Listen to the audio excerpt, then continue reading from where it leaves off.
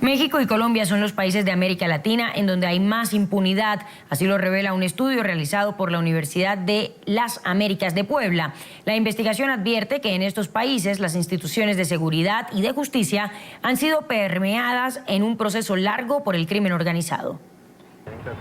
La impunidad, es decir, el crimen sin castigo, es uno de los más graves problemas que corroen a nuestras sociedades. Está relacionada con la desigualdad en el acceso a la justicia, diseños institucionales inadecuados, así como el desprecio a los derechos de los ciudadanos. La Universidad de las Américas de Puebla identificó en la impunidad una amenaza a la vida pública democrática y ha desarrollado este año el primer índice global de impunidad. 2 naciones de América Latina aparecen en la lista de los 5 países con mayor impunidad en el mundo. Con un índice de 75.7, México ocupa la segunda posición en el planeta y la primera en América Latina. Le sigue Colombia con un índice de 75.6. El documento destaca como principal razón para la impunidad en estos países latinoamericanos el resquebrajamiento de los sistemas de seguridad y de justicia. Esto puede vincularse con el hecho de que en ambos países coincide desde la década de 1970 el incremento de la corporativización del crimen organizado vinculado al fenómeno del narcotráfico. Lo anterior afecta la capacidad del Estado para procurar seguridad y justicia, además de la generación de un clima constante de corrupción de las autoridades que en ocasiones actúan en complicidad con los criminales. Países como Brasil, Bolivia, Ecuador y Venezuela, este último que obtuvo la posición de la nación más corrupta en América Latina según los últimos análisis de la ONG Transparencia Internacional, no aparecen en el informe por falta de información pública disponible. En NTN 24 estamos con los protagonistas de la noticia. A esta hora establecemos contacto en Puebla, en México, con Juan Antonio Leclerc, coordinador del Índice Global de Impunidad 2015. Doctor Leclerc, buenos días. Gracias por acompañarnos en NTN 24. Bienvenido. Muchas gracias a ustedes y un saludo al teleauditorio de las Américas y de los Estados Unidos. Gracias, doctor. ¿A qué se debe que la impunidad y la corrupción vayan en aumento en México? Nosotros lo que entendemos es que la impunidad es un fenómeno de carácter multidimensional que impacta y retroalimenta, agudizando la gravedad de otros problemas. Por eso empezamos construyendo ese índice. Para medir este fenómeno, nosotros lo que los proponemos es concentrarnos en 3 dimensiones que son muy importantes y que hacen la diferencia para entender el fenómeno. Primero, las características del sistema de seguridad. Segundo, las características del sistema de justicia. Y tercero, el ámbito de los derechos humanos. Una vez definidos esos 3 ámbitos, seleccionamos un conjunto de variables. Lo ideal es tener la cantidad más amplia de variables. Intentamos incluso acercarnos a cerca de 40 variables en un primer momento, pero al mismo tiempo, para que tenga relevancia el estudio, necesita poder ser comparado a nivel internacional. Y en muchos casos, la información en algunas de las variables no es disponible para todos los estados, o bien porque los estados no tienen la capacidad de reportarla, o bien porque los estados no la reportan.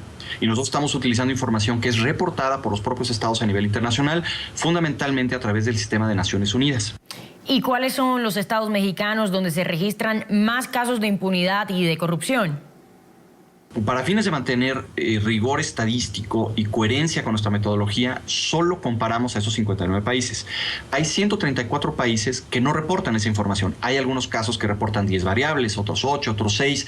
Decidimos no incorporarlos porque termina generando una distorsión de la información que no la consideramos válida estadísticamente.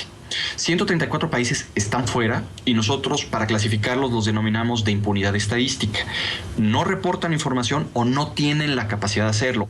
Ambos casos también denotan un fenómeno particular de la impunidad. Si tú no tienes la capacidad para generar información sobre el funcionamiento de tu sistema de justicia o de seguridad o de violaciones a derechos humanos, menos capacidad tienes para generar políticas públicas que enfrenten con mayor efectividad ese problema. Si tú no reportas información porque no quieres hacerlo, ya te denota otro problema de una dimensión mayor también que te ilustra impunidad. Entonces, de los 59 países que nosotros sí podemos medir, identificamos que los que quedan en último lugar son Filipinas, México, Colombia, Turquía y la Federación Rusa, precisando que son de los 59 países que podemos evaluar.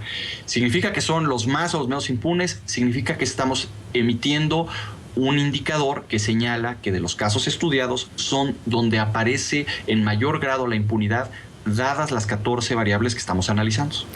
El estudio refleja que ha sido un acierto el aumento en el número de policías por habitantes en México. Sin embargo, no hay certeza de que la policía sea efectiva. Incluso en el caso de Ayotzinapa y Tlatlaya, son fuerzas del orden las que atacaron a la población. ¿En qué está fallando entonces el Estado? Ese dato nos parece muy importante porque es una de las conclusiones que podemos arrojar. Nosotros encontramos como resultado que hay una media internacional que se acerca a 322 policías por cada 100,000 habitantes.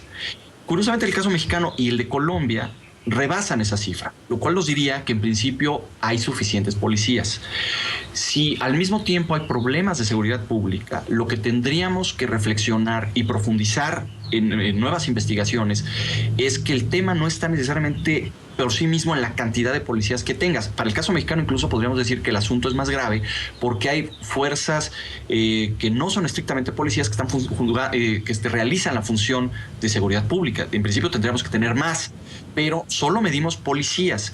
No es un problema entonces necesariamente de tener más policías, sino de analizar realmente el tipo de capacitación que tienen, las capacidades efectivas, su preparación, sus esquemas laborales incluso, la forma como se coordinan a nivel nacional, lo que puede hacer una diferencia en la forma como la policía garantiza seguridad a los ciudadanos, no solo tener más policías por sí mismos. Eso es lo que nos arroja el dato. Sí, el estudio también ofrece datos reveladores en Colombia, país que usted mencionaba anteriormente. Le pregunto, ¿el proceso de paz podría revictimizar a la gente que ya ha sido atacada, vulnerada o abusada por el grupo terrorista, por las FARC?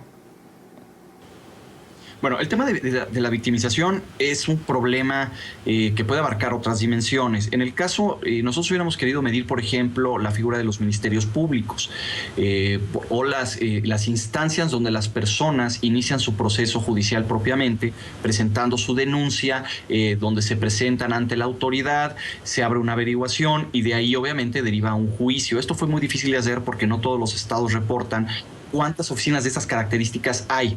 Nosotros en México, y es algo que sí está documentado, es que hay un proceso de victimización, en México se le ha denominado ya incluso de doble victimización, de personas que sufren la violencia, padecen un delito y después son victimizadas al momento de iniciar el proceso.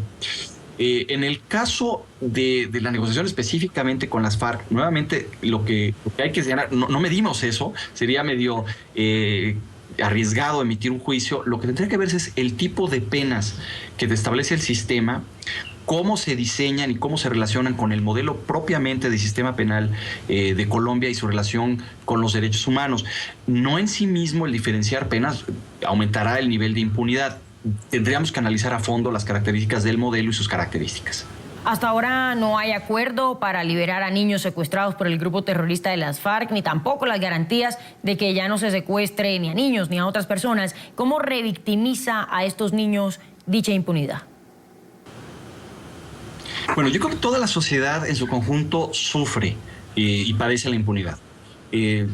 Sufre y padece la impunidad porque retroalimenta la violencia. Grupos criminales o en ocasiones el mismo Estado puede recurrir a la violencia porque hay un contexto de impunidad generalizada.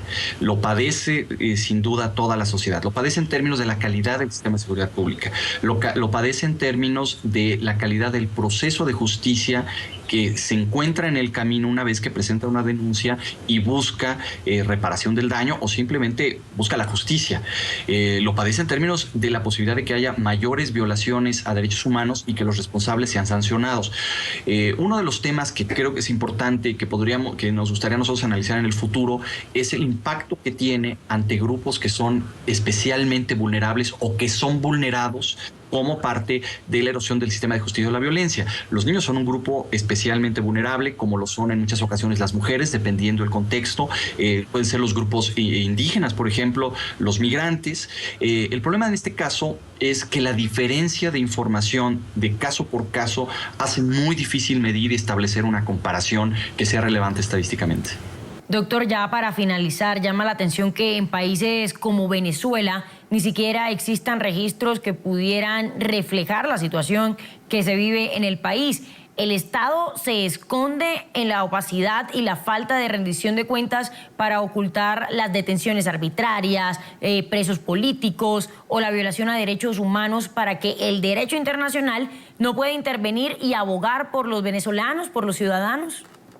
Lo que nosotros denominamos impunidad estadística y que te mencionaba que son 134 países, son casos donde no reportan algunas de las variables con las que contamos o no quieren hacerlo. Nosotros no emitimos un juicio diciendo quién quiere y quién no puede, porque nos llevaría a un análisis cualitativo de fondos. Sí nos refleja una realidad muy compleja, por ejemplo, la imposibilidad de comparar con otros países lo que sucede en África, que en este caso estamos casi seguros que tiene que ver con un problema de capacidad para generar información. Sin embargo, no es solo Venezuela en América Latina quien no reporta. Nos enfrentamos con el caso de que en el Brasil no contamos con las 14 variables para poderlas incluir en el estudio, y eso es un tema muy significativo. Va a haber un proceso, yo creo que a finales de este año, sí, hay tratados internacionales con los cuales los estados se obligan a una serie de cosas, pero con el nuevo proceso de metas post-2015 que sustituyen a las nuevas metas de milenio para el desarrollo humano sostenible, se incorpora un objetivo 16 que busca generar información sobre Estado de Derecho.